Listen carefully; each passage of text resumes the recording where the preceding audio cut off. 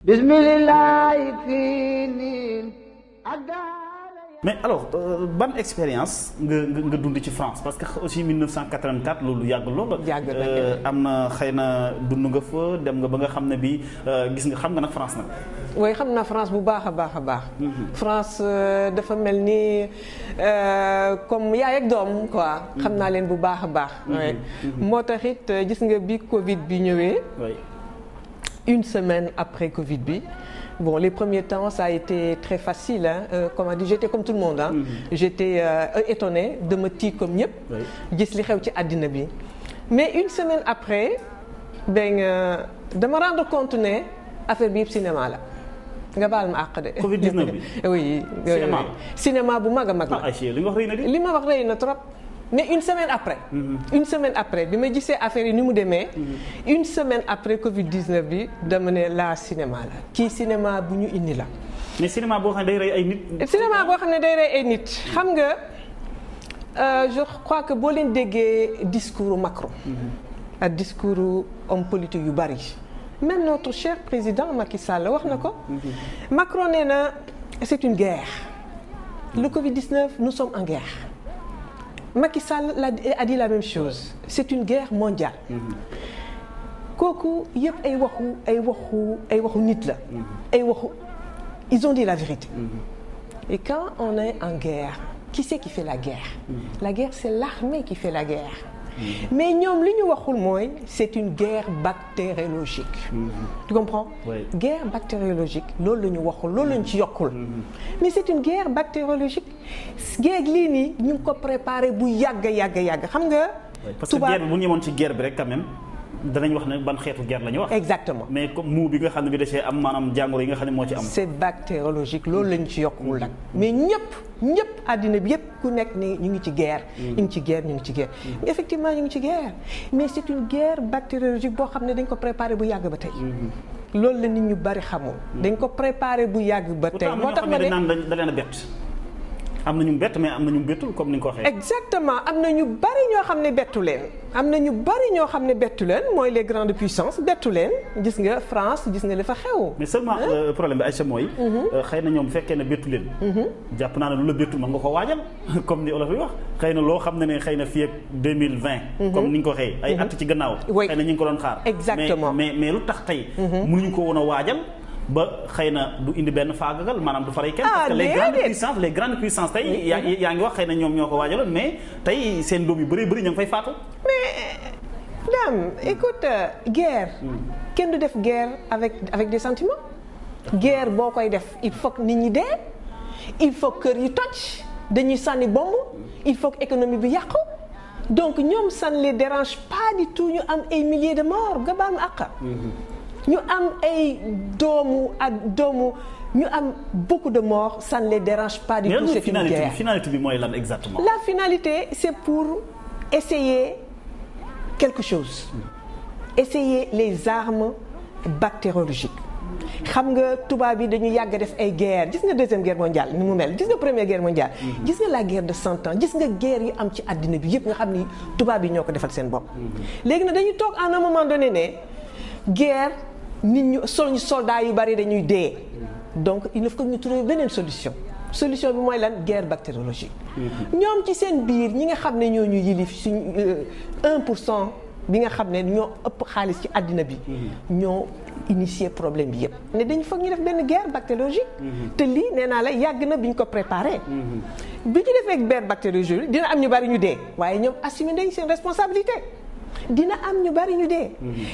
lépp lu ñu préparé woon rek baax na sauf Afrique. Afrique nag li ñu ci xalaatoon foogoon nañ ne Afrique. nit ñi dinañu bari dinañu dee malheureusement. Afrique moom ça a été un échec pour eux. tu comprends. pour l'instant. en plus pour l'instant. Oui. vous avez très bien dit. parce que c'est pas fini. gis nga man mi lay wax ni am naa puce électronique ci sama yaram. looloo tax ma xam leen bu baax. parce que militaire yi man mii di wax ak yow nii. am naa puce électronique ci sama yaram. gis nga. 2000 France bi ma nekkee France. benn jour dama feebaroon dem di ñu dem opérer. xam nga bu ñu lay opérer yaa ngi ci devant ton chirurgien da ngay nelaw dañ lay nelawal yoo xam loolu xew.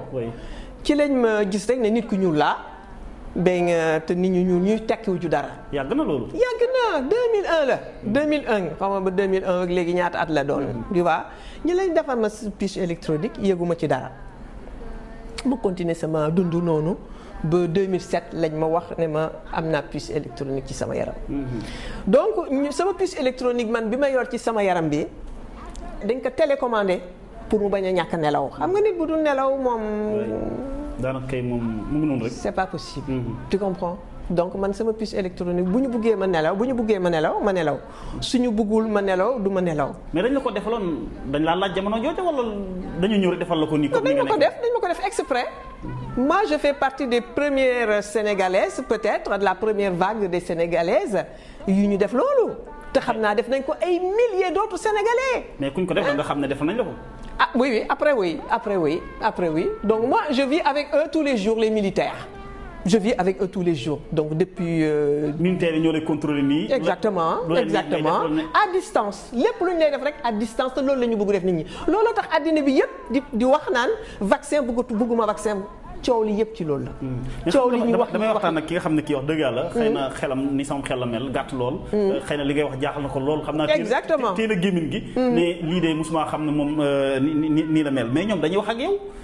déedéet dañuy def ak yow dañ lay yónni parce que comme dañu yor seen télécommande bon dama bëgg wax. nga xam ne kii man mun naa wax ne.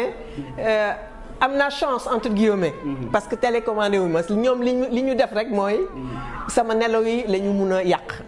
loolu rek la ñu def ci man tu vois sama nelaw yi rek ñoom foofu la ñu concentré woon tu comprends te xam naa ne évoluer defaat nañ ko ba mu gën a comment dire dañ ko def ba mu gën a garaaw. gis naa aussi nit ñu bari parce que dama bokkoon ci benn association aussi. benn association boo xam ne ñun ñëpp dañu def lii tu comprends te am na ñoo xam ne dañ daan wax ci seen bopp. am na ñoo xam ne seen xol bi lañ daan laal am na ñoo xam ne seen ween lañ daan laal am na ñoo xam ne seen sexe lañ daan. tout tu comprends donc tu vois tous les cas man nag sama nelaw rek la ñu yàq. sama nelaw moom ñoom benn am na temps yoo xam ne dañ may ñàkkal nelaw pendant weer. su ma la ko waxee sax doo ma gëm xaw ma lu tax. man toog fii di wax ak yow nii. mais yàlla rek moo mun naa wax ne yàlla moo bañ. mais puce électronique bi Aïcha Thiam bokkut ak vaccin bi ñu wax nii wala. ah kañ gis nga vaccin bi ñuy wax nii que nit ñëpp. ñëw di naan comment dire du ñu vacciné wu nit ñi xam nañu lu tax nit ñi li tax bëgguñu vacciné wu c'est parce que dañu bëgg def ci vaccin yi puce électronique te puce électronique boobu nee naa la amul lu ko gën a bon ci àddina nee naa la c'est l'enfer gis nga safara bi ñuy wax lii moo ko ëpp dañuy yàq sa àddina totalement foo dem ñu suivre la gis nga maa ngi ni toog fii di wax ak yow nii ñu may xam nañu fi ma nekk xam nañu fi ma nekk 2001 lañ ma defal puce électronique boobu et xam naa dañ ne 2020 ci lañ koy def àddina bi yëpp mais man 2001 lañ ma ko def. yow 2001 moo tax juste moo tax yow kon mbir mi bettu la kon Covid 19 beeg yi. moo tax ma ne la Covid 19 bi première semaine bi dama mel ni ñëpp. ba semaine bi jeexee nag ma commencé gis affaire yi ni ñu demee rek ma ne jeex na ça encore c'est une guerre bactériologique. li ñu daan xeex ay at ci ginnaaw. ben c'est loolu moo ñëw léegi. vaccin bi yow dañ ko war a nangu wala waruñ koo nangu. vaccin bi et puis est-ce que vaccin bi nga yaakaar ne moom la dëgg-dëgg. vaccin bi non et non en Afrique. vaccin bi je dis c'est une horreur c'est l'enfer bu ñu dofloo ba jël vaccin bi je te jure xaw ma sax mënu ma ko expliquer. c'est trop grave. Dame, c'est excessivement grave. C'est pas possible. ay njiitu yoo xam ñu ngi plaider pour que ñu vaccin bi ñu yaatal ko. c'est parce que dañu xamul njiit yuy def loolu ou bien c'est dañu xamul ou bien dañ leen jënd parce que ñi yor xaalisu àddina bi nee naa la 1% de la population la te ñoom ñoo yilif àddina bi yépp. gis nga affaire artémisia bi gis nga affaire chloroquine bi bu mu génnee ñëpp dañ ne déedéet bu ñu laal chloroquine bu ñu laal artémisia lu tax parce que dañuy faj nit ñi te bëgguñu faj nit ñi tout simplement bëgguñu faj nit ñi. tout simplement pourtant am na yenn docteur yoo xam ne dañ na xëy na jàngoro ji dëgg la doy na waar mais benn pic xëy na bu dee am na fu mu dafa am fu mu jëm bu fa yeggee dana wàññeeku waat. bu fa yeggee dina wàññeeku en tout cas je vais vous dire une chose Ndam. su wàññeekoo rek c'est parce que ñoom ñoo bëgg mu wàññeeku. nga baal ma àq ci li may wax nii. waaye dama la bëgg wax ne gis nga base militaire française yi nekk fii. nekk ñu fi pour rien. gis nga virus bi mi ngi seen biir base ba. yi nekk fii nii Sénégal. Sénégal yi nekk fii nii. seen base bi foofu virus baa nga foofu noonu ci seen paquet bien empaqueté. mais virus bi fu ñu bëgg ci frontière yi la jaar. pas du tout. gis nga seen bi ñu ko defee vaporiser bu ñu buggee dem Touba vaporiser ko fa dinañ ko fa vaporiser kër gu ñu bugg dem vaporiser ko dinañ ko vaporiser. cas communautaire yi ñuy wax ak yii yëpp cas contact ak yii yëpp ñoom ñoo koy jëm. gis nga ñoom lu leen neex la ñuy def dama bëgg rek nit ñi comprendre que ne il faut que ñu def attention. kii guerre la. guerre boo nee guerre.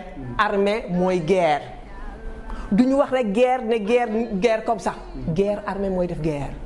te armée bi nekk fii mooy la base militaire française moom mooy def guerre.